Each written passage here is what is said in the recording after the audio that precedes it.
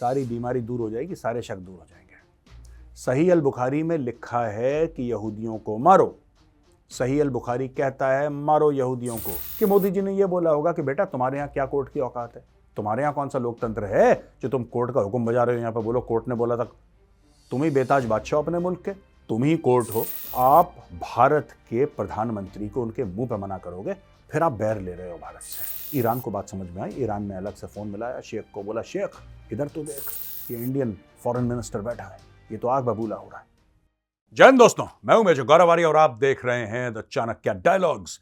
इस वीडियो को लाइक करिए, हमारे चैनल को सब्सक्राइब करिए, बेल आइकन दबाना बिल्कुल मत भूलिएगा। दोस्तों, देश में खुशी की लहर है। हमारे 8 भाई वापस कतर से आ गए।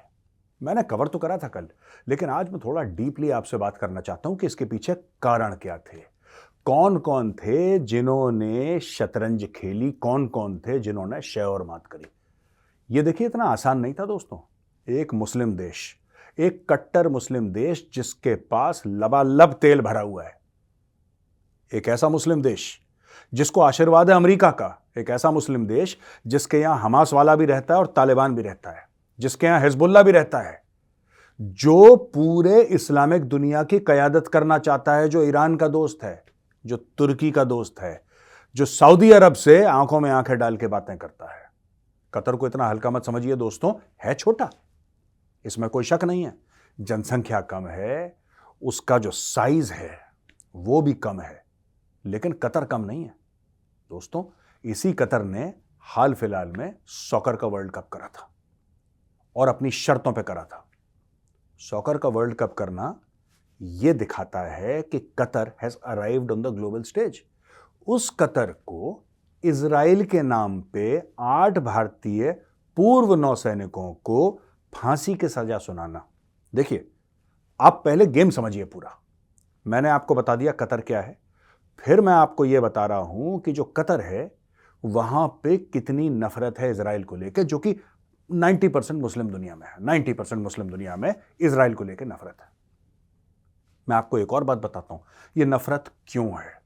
यह दोस्तों नफरत फिलिस्तीन को लेकर नहीं है। यह एक बहुत बड़ी गलतफहमी है लोगों में। फिलिस्तीन तो एक मुखौटा है, फिलिस्तीन तो एक दिखावा है। यह लड़ाई जो यहूदियों के खिलाफ है, यह जाती है 1400 साल पहले। अगर आपको कोई भी शक है तो सही अल बुखारी पढ़ लीजिए, सारी बीमारी दूर हो जाएगी, सारे शक दूर हो जाएंगे। सही अल बुखारी में लिखा है कि यहूदियों को मारो। सही अल बुखारी कहता है मारो यहूदियों को, और वो कहता है कि कयामत के दिन जब यहूदी भागेगा और तुम ओ मुसलमान यहूदियों का पीछा करोगे मारने के लिए, तो डर के मारे यहूदी पेड़ के पीछे और पत्थर के पीछे छुप जाएगा। और जब पेड़ और पत्थर के पीछे छुपेगा तो कयामत के दिन पेड़ और पत्थर गवाही देंगे और कहेंगे या मोमिन, मोमिन यानी कि मुसलमान, या मोमिन मानने वाले, मेरे पीछे यहूदी छुपा है, इसकी गर्दन काट। समझ रहे हैं मेरी बात। और ये बिलीव करते हैं लोग, ऐसी बात नहीं है कि बिलीव नहीं करते, बिलीव करते हैं, ये मानते हैं, ये एक विश्वास है। और जो 8 हमारे भाई थे, उनके ऊपर लांछन क्या लगाया गया था, उनके ऊपर तोहमत क्या लगाई गई थी, उनको दोष किस चीज का दिया जा रहा था कि तुम उन्हीं यहूदियों के लिए जासूसी कर रहे हो। एक तो जासूसी कर रहे हो और दूसरा यहूदियों के लिए जासूसी कर रहे हो। दोस्तों, मैं एक बात बताता हूं, ये क्यों समझने की जरूरत है, और यहां पे आपको भारत की डिप्लोमेसी को एक बार तो सलूट करना पड़ेगा। चक्कर देखिए ऐसा है कि हाल फिलहाल में कुछ समय पहले अरब स्प्रिंग हुआ था, जहां पे आवाम खड़ी हो गई अपने हुक्मरानों के ऊपर उनका तख्ता पलट करने के चक्कर में। अरब स्प्रिंग बड़े बड़े शेखों को फड़काया भाई अरब स्प्रिंग ने। लेकिन ये मामला थोड़ा सा अलग हो गया। देखिए दोस्तों, ऐसा है कि ये सारे जो मुसलमान देश है ना, जहां पे तेल है, इनके पास पैसा बहुत है। इनके पास पैसा आवाम पे फेंकने के लिए बहुत है। क्या चाहिए? मुफ्त बिजली, डन। मुफ्त स्कूल बच्चों को भेजना है, बढ़िया स्कूल, डन। मुफ्त तेल चाहिए गाड़ी में डालने के लिए, डन। माँ बाप को टॉप क्लास के अस्पताल में उनका इलाज कराना है, मुफ्त, डन। पैसे ही पैसे हैं, खोदे जाओ, तेल निकलता जाता है, निकलता जाता है, निकलता जाता है। इससे क्या हुआ है कि इनका रवैया अड़ियल हो गया, क्योंकि सब कुछ मुफ्त है। अब ऐसी सूरत हाल में जब आपने आवाम को बिल्कुल ये बोला है कि तुम मुंह मत खोलना, क्योंकि डेमोक्रेसी तो है नहीं, लोकतंत्र वहां पे है नहीं। खासतौर से अगर हम कतर की बात कर लें, लोकतंत्र बिल्कुल भी नहीं है वहां पे। अब कतर में लोकतंत्र नहीं है, यानी कि लोग अपने मुंह से कुछ बोल नहीं सकते, अपनी राय व्यक्त नहीं कर सकते, तारीफ कर सकते हैं, क्रिटिसिज्म करा तो ठोक दिया जाओगे, राइट। ऐसे मामले में ये जो रियासत है कतर की, ये सिर्फ और सिर्फ एक चीज से डरती है कि कोई ऐसी बात ना हो जाए कि हमारी आवाम भड़क जाए किसी चीज को लेकर। तो आवाम को शांत करने के लिए और पैसे खर्च करो, फ्री का स्कूल, अच्छी सड़कें, बढ़िया नौकरियां, बताओ कि तुम्हें क्या चाहिए, पैसे चाहिए लुटाओ, लेकिन मुंह अपना बंद रखना। और आवाम भी कहती है ठीक है यार, ये तो बहुत बढ़िया डील है, ये तो बड़ी शानदार डील है, हमें कुछ नहीं चाहिए, तुम हमें देते रहो, बस हम अपना मुंह बंद रखेंगे। पर आवाम मुंह कब खोलेगी?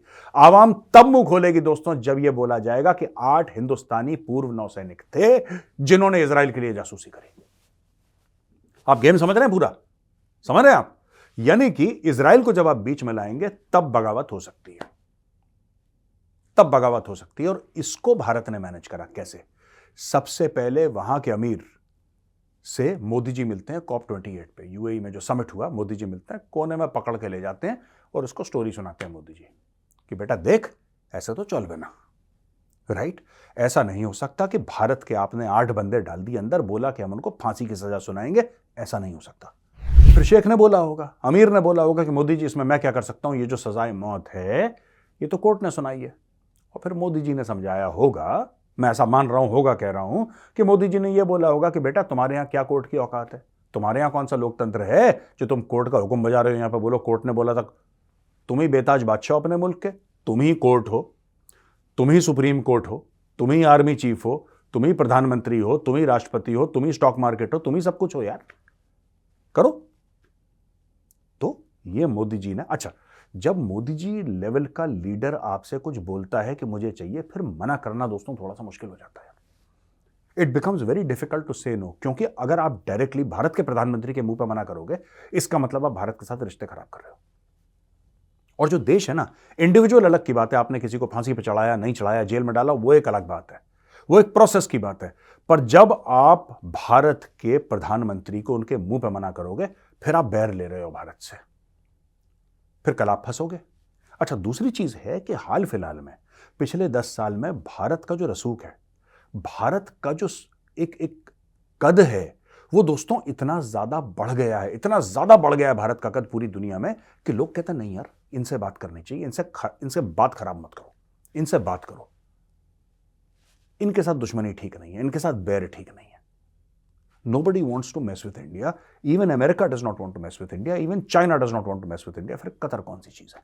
Anyway, बीच में डॉक्टर जयशंकर साहब जाते हैं, और जैसा मैंने कल आपको बताया था, डॉक्टर जयशंकर जाते हैं ईरान, और ईरान में डॉक्टर जयशंकर वहां पे माहौल बांधते हैं और ईरान वालों से कहते हैं देखो यार, तुम्हारे दोस्त है ना ये, अपने दोस्त को समझाओ, अपने दोस्त को समझाओ, अपने दोस्त से बोलो कि इतना फरफर ना करे, इसके नताइज बहुत खराब होंगे।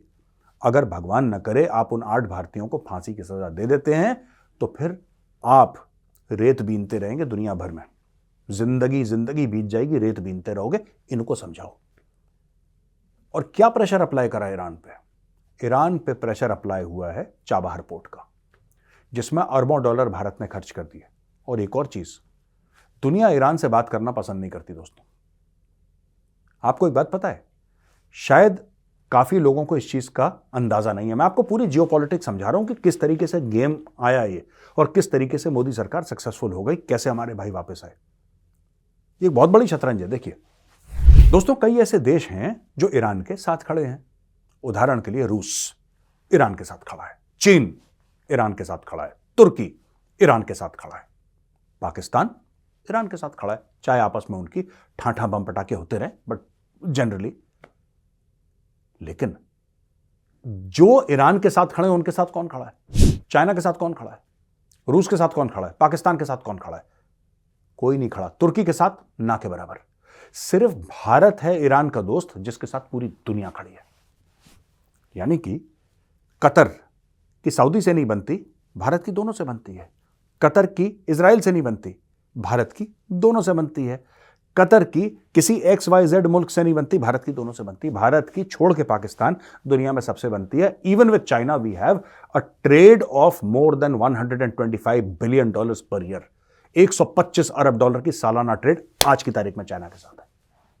अब बताओ, तो दोस्तों ये सब जब बातें आई ना, तो ईरान को बात समझ में आई। ईरान ने अलग से फोन मिलाया शेख को, बोला शेख इधर तो देख, ये इंडियन फॉरेन मिनिस्टर बैठा है, ये तो आग बबूला हो रहा है, क्या कर दिया तुमने। यहां से ये बात हुई और चुपके से बिना किसी को बताए, बिना मीडिया में कोई जिक्र हुआ, कुछ किसी को नहीं पता लगा, चुपचाप सीक्रेट ऑपरेशन, वहां से डोवाल साहब फ्लाइट पकड़ के पहुंच जाते हैं दोहा। दोहा पहुंच जाते हैं और दोहा में एक और गेम होता है दोस्तों। दोहा में कौन कौन बैठे हैं? हमास तो बैठा है, लेकिन आपको एक बात पता है, दोहा में दूसरा कौन सा खिलाड़ी बैठा है? दोहा में बैठा है तालिबान। ये इतना आसान नहीं है दोस्तों कि अचानक एक फोन करा और लोग आ गए, नहीं, इसके पीछे कई सारे स्क्रू टाइट करे गए हैं। मैं आपको और भी स्क्रू समझाऊंगा, अभी इसमें पैसे का भी बहुत बड़ा खेल है। इसमें कई सारे स्क्रू टाइट करे गए हैं दोस्तों, कई सारे स्क्रू, और एक बड़ा स्क्रू है तालिबान। तालिबान को सपोर्ट करता है भारत भी। भारत बहुत गेहूं, पैसा, दवाइयां, हर चीज भेजता है। और तालिबान की सीनियर लीडरशिप बैठी है दोहा में, कतर में। वो एंगल भी प्ले में आता है। और बीच में जैसा मैंने बताया, डोवाल साहब, अजीत डोवाल साहब भारत के आने से पहुंच जाते हैं दोहा, एक नहीं 6 बार। 6 बार पहुंचते हैं और अलग अलग लोगों से बात करते हैं। और वो उनसे कहते हैं कि देखो भाई, ये बैर में लड़ाई झगड़े में कुछ नहीं रखा। तुम अगर हमारे बंदों को मारोगे, तुम हमारे बंदों को फांसी लगाओगे, तो फिर इसकी सजा मिलेगी और बरोबर मिलेगी। मोदी जी ने दोनों को क्यों भेजा, आप ये सोचिए। मोदी जी ने सबसे पहले भेजा जयशंकर साहब को कि प्यार मोहब्बत से समझता है तो ठीक है। और जब उनको लगा कि ज्यादा हेडवे नहीं मिल रहा है, फिर उन्होंने डोवाल साहब को भेजा कि जो प्यार से ना समझे उसको मार से समझाओ जाके। तो एक तरफ प्यार चल रहा था, एक तरफ मार चल रही थी दोस्तों। अब बीच में बात आती है एक 78 अरब डॉलर की डील की, $78 बिलियन की डील, जिसमें भारत की बचत हुई तकरीबन 6 अरब डॉलर। आपको पता है दुनिया का leading producer of LNG, liquefied natural gas, ये कौन है? ये कतर है। और भारत ने 20 साल की डील कतर के साथ साइन करी है। 20 साल की डील। कतर भारत को LNG देगा और इतने अच्छे रेट पे देगा कि over a period of 20 years Bharat 6 Arab dollar बचा भी लेगा। यानी कि कतर को पता है कि ये बहुत बड़ा ग्राहक है। भारत कौन है? जब भारत जाता है नेगोशिएट करने के लिए कतर के साथ, तो भारत एज अ ग्राहक जाता है। जब पाकिस्तान जाता है तो पाकिस्तान एज अ भिखारी जाता है। मैं आपको सिर्फ बता रहा हूं, आइडिया आपको लग जाए क्या है। जब आप ग्राहक होते हैं आपकी अलग इज्जत होती है यार।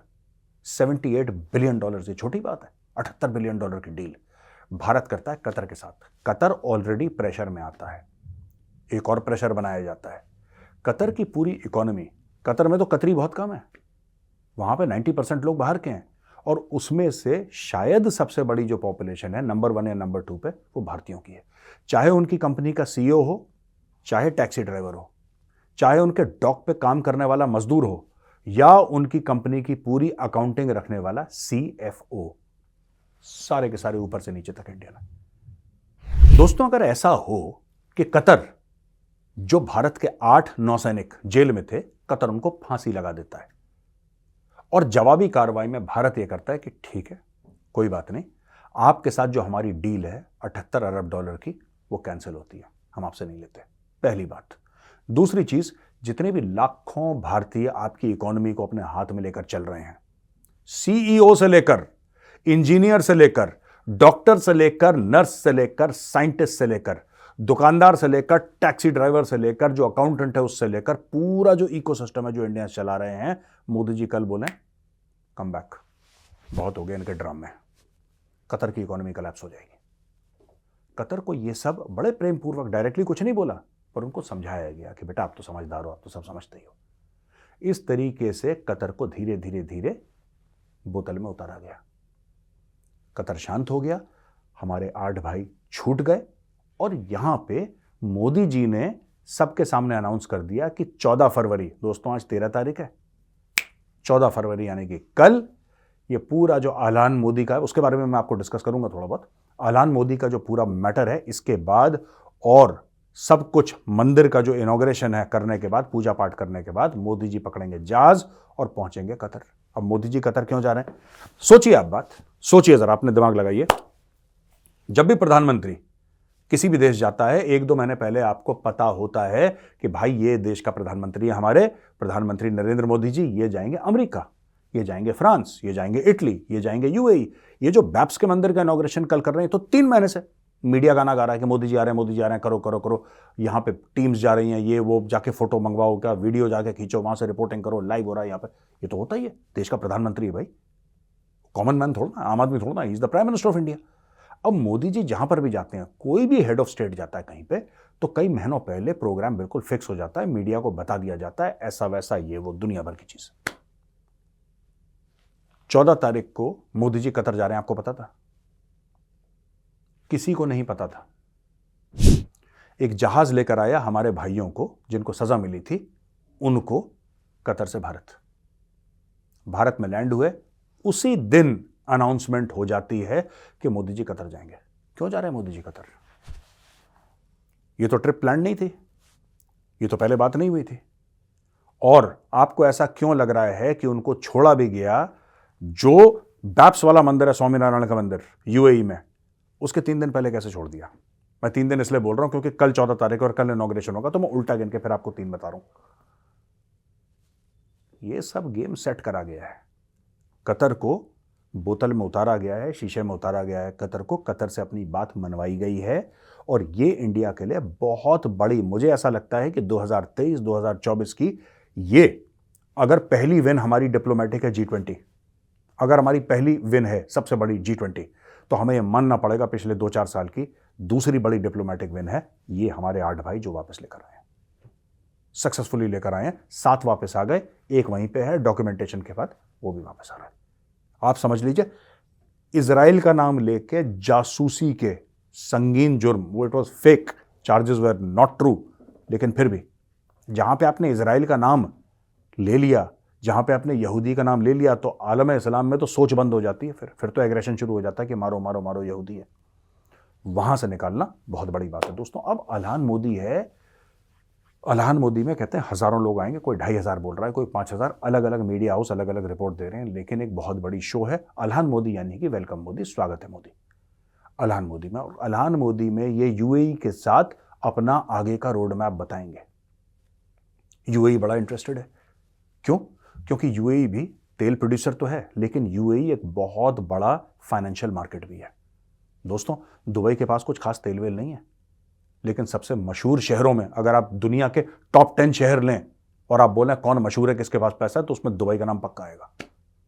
जहां पे न्यूयॉर्क, टोक्यो, लंदन, इन सब का नाम आएगा, मुंबई, वहां पे पक्का नाम दुबई का भी आना है, बिना तेल के। उन्होंने रेत के बीच में महल खड़े कर दिए।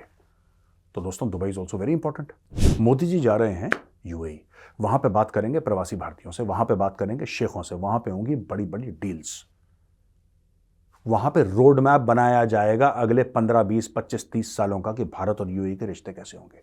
वहां पे टेक्नोलॉजी ट्रांसफर की बात करी जाएगी दोस्तों, वहां पे तेल की बात करी जाएगी, वहां पे धंधे बिजनेस की बात करी जाएगी। इसलिए मोदी जी वहां पे जा रहे हैं। और वहां पे दोस्तों जो मंदिर का इनॉग्रेशन हो रहा है, आप समझ लीजिए यूएई के लिए वो एक ब्रांड बन चुका है मंदिर, क्योंकि यूएई अब दुनिया को यह दिखा रहा है कि हम सिर्फ ऐसा नहीं कि कट्टर मुस्लिम देश है, नहीं, यहां पे हिंदू का भी स्वागत है, यहां पे ईसाई का भी स्वागत है, यहां पे सिख, बौद्ध, जैन, पारसी, जो भी धर्म का बंदा है ना, उसका बहुत बहुत स्वागत है।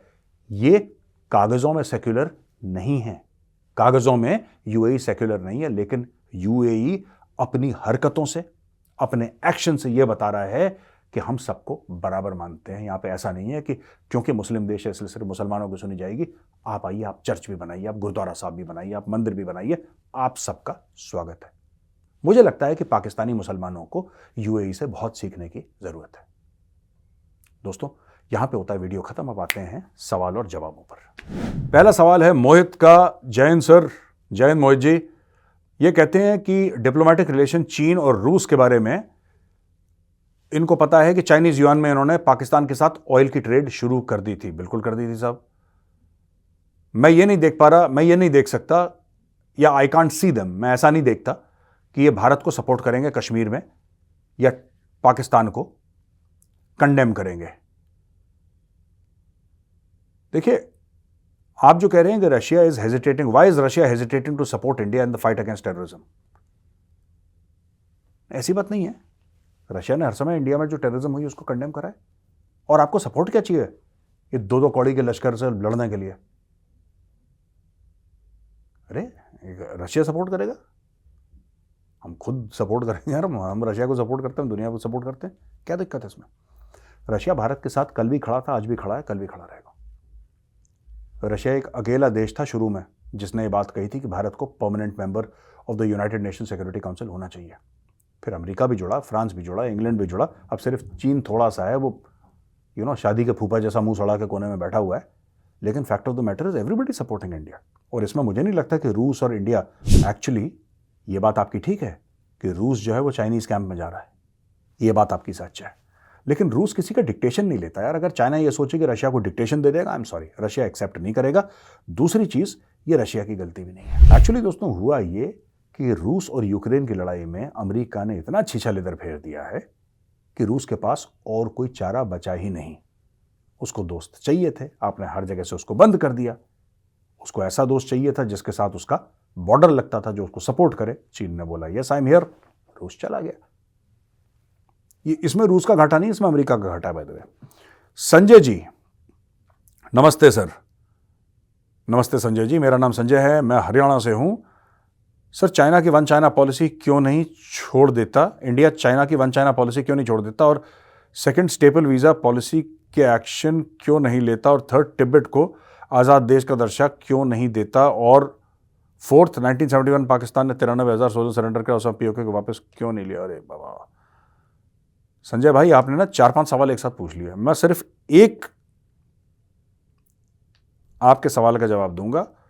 ये जो आप कह रहे हैं कि इंडिया चाइना की वन चाइना पॉलिसी क्यों नहीं छोड़ देता, ठीक है, जब मौका आएगा वो भी छोड़ देंगे। आज हम वन चाइना पॉलिसी छोड़ दें, हमें क्या फायदा है? देखो, आप कभी ऐसा मत सोचना कि इंडिया ने बोला कि हम वन चाइना पॉलिसी नहीं मानते, आपने बोल दिया, चाइना गुस्सा हो गया, इंडिया भी गुस्सा हो गया। इससे फायदा क्या हुआ भारत को? भारत का फायदा होना चाहिए। हमें यह नहीं सोचना चाहिए कि इससे चाइना का नुकसान हो जाएगा। चाइना का नुकसान को छोड़िए, भारत का फायदा। जब चाइना में कंपनीज छोड़कर भारत आती हैं तब हमें इसलिए खुशी होती है कि वो कंपनी चाइना छोड़ के भारत आ गई, क्योंकि हमारा फायदा हुआ। हमारा फायदा होना चाहिए। वही कंपनी अगर इंडोनेशिया चली गई, थाईलैंड चली गई, आपको इतनी खुशी होगी? नहीं होगी, क्योंकि आपको ठीक है छोड़ के चली गई यार सानू की। That is what I am saying. Doctor Harshal Mehta, जय हिंद, नमस्कार मेजर साहब, कैसे हैं आप? हर्षल जी, मैं बिल्कुल ठीक ठाक हूँ, आप कैसे हैं? केम छो? अहमदाबाद में गर्मी हो रही है, क्या हो रहा है अहमदाबाद में बताइएगा। डॉक्टर हर्षल मेहता मित्र हैं दोस्तों हमारे, अहमदाबाद में रहते हैं। What social demographic significant changes will be in place once UCC NRC implemented across the country? ये जो आपने हर्षल मेहता जी जो सवाल पूछा है भाई, ये हाईली पॉलिटिकल सवाल है, और मैं आपसे रिक्वेस्ट करूंगा कि जब हम मिलेंगे 1 to 1, कभी आपका दिल्ली आना हुआ, मेरा अहमदाबाद आना हुआ, मैं पक्का आपको इस सवाल का जवाब दूंगा। लेकिन ये जो मामला है ना जो आप पूछ रहे हैं, ये बहुत पॉलिटिकली चार्ज क्वेश्चन है, मैं इसको अभी नहीं लूंगा, माफी चाहता हूं आपसे। प्रतीक हरसुड़े, जय श्री राम, भारत माता की जय। प्रतीक जी, जय श्री राम, भारत माता की जय। सर, जैसा आपने बताया कि अगर हम वो कंट्री से ऑयल बाय करते हैं जिस पर अमेरिका बोल चुका है कि कोई भी यहाँ से ऑयल बाय करेगा तो उसके ऊपर सैंक्शन लिया जाएगा या फिर अटैक होगा, ऐसे तो अमेरिका अपने ही दुश्मन बना रहा है, और ये सब मिलकर अमेरिका पे अटैक करें तो क्या अमेरिका खुद को सेफ रख पाएगा? और वो कौन सी कंट्रीज होंगी जो अमेरिका का साथ देंगी अगर वॉर हो जाए तो? और क्या इंडिया इसमें अमेरिका का साथ दे? नहीं, देखिए ऐसा नहीं है, ये मार्केट है, this is called economic warfare, ठीक है ना। मैं आपका सवाल समझ गया। आप ये कह रहे हैं कि कल मैंने ये बताया था कि साहब अमेरिका ने बोला वेनेजुएला से ऑयल मत खरीदो, रूस से मत खरीदो, ईरान से मत खरीदो। देखिए, इकोनॉमिक वॉरफेयर हो रहा है, अमेरिका की ताकत है सैंक्शंस लगाने की, अमेरिका ने सैंक्शंस लगा दिए।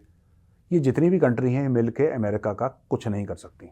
अमेरिका का जो बड़ा जहाज है ना, एयरक्राफ्ट कैरियर, उसका पेंट नहीं खरीद सकती है। मैं बात कर रहा हूँ वेनेजुएला की, मैं बात कर रहा हूँ ईरान की, कुछ नहीं कर सकती। अमेरिका की लीडरशिप वीक है, अमेरिका वीक नहीं है। जिस दिन अमेरिका में एक स्ट्रांग लीडर आ गया, इनको ठोकने में 2 मिनट नहीं लगेंगे अमेरिका को, राइट। और दूसरी चीज़ है, अमेरिका कंट्रोल क्यों करता है? क्योंकि अमेरिका कर सकता है, अमेरिका के पास ताकत है, अमेरिका के पास मिलिट्री फोर्स है, उसके पास फाइनेंशियल मसल है। कौन मिलकर अटैक करेगा? अगर ये मिलकर अटैक कर सकते भाई अमेरिका के ऊपर तो बहुत पहले कर चुके होते हैं, बहुत पहले कर चुके होते। इनको पता है सोचना भी, अगर ये सोचेंगे भी ना अमेरिका के ऊपर अटैक कर, इसका अंजाम इतना बुरा होगा। अमेरिका तो पूरे मुल्क के मुल्क बर्बाद कर देता है ना, एक बार घुसता है तो फिर पूरा मुल्क दीमक की तरह चाट जाता है। कोई नहीं चाहता इसके साथ ऐसा हो। टोटल गुंडागर्दी चल रही है इन लोगों की, है ना। तो दोस्तों यहाँ पे वीडियो होता है खत्म। वीडियो कैसा लगा? अगर वीडियो पसंद आए तो उस वीडियो को लाइक करिए, हमारे चैनल को सब्सक्राइब करिए, बेल आइकन दबाना बिल्कुल मत भूलिएगा। जय हिंद, वंदे मातरम, भारत माता की जय।